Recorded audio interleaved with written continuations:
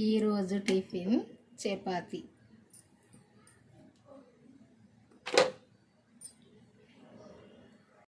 కొంచెము నూనె వేసుకుంటే మంచిగా ఉంటుంది. నూనె వేసుకోకుండా కూడా చేసుకోవచ్చు చపాతి. కొద్దిసేపు గోధుమ పిండి కలిపి పక్కకు పెడితే చపాతి వంగుతుంది మెత్తగా. ఇట్లా పొరలు పొరలు వస్తుంది. ఇది అందరికీ తెలియదా, ఏముంది అనుకోవద్దు, తెలియని వాళ్ళకి చెప్తాను. ఇప్పుడు చేసే పిల్లలు తెలియని వాళ్ళు ఉంటారు కదా, వాళ్ళకి చెప్తాను. ఇదిగో ఇట్లా వంగుతుంది చపాతి అంతా. చూస్తారు కదా, ఇట్లా ఉంటుంది.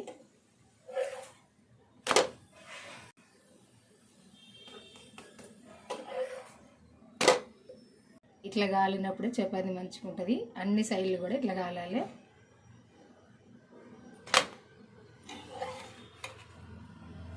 చపాతీలు పెద్దగా చేసుకుంటే 2 సరిపోతాయి. 1 2 చిన్నగా చేసుకోవాల్సిన పని లేదు. ఇట్లా పెద్దగా చేసుకుంటే చాలు.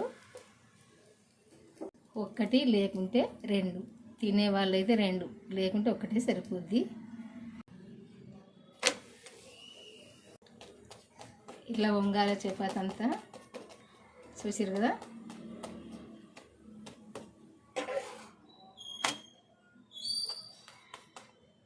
ఇదిగో ఇట్లా వంగాలి.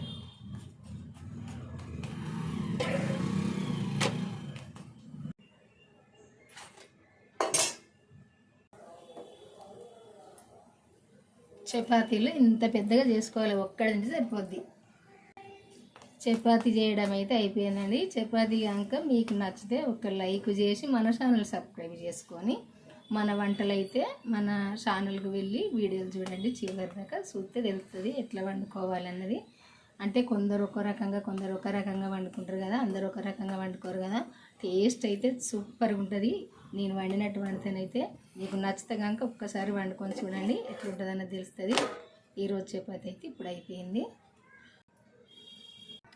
చపాతీ అయితే అయిపోయిందండి. నేను ఒక 3 చేసినా సరిపోతాయి.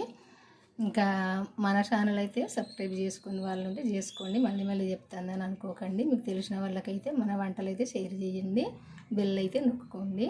బాయ్ అండి. మరి ఉంటా, మళ్ళీ కలుద్దాము.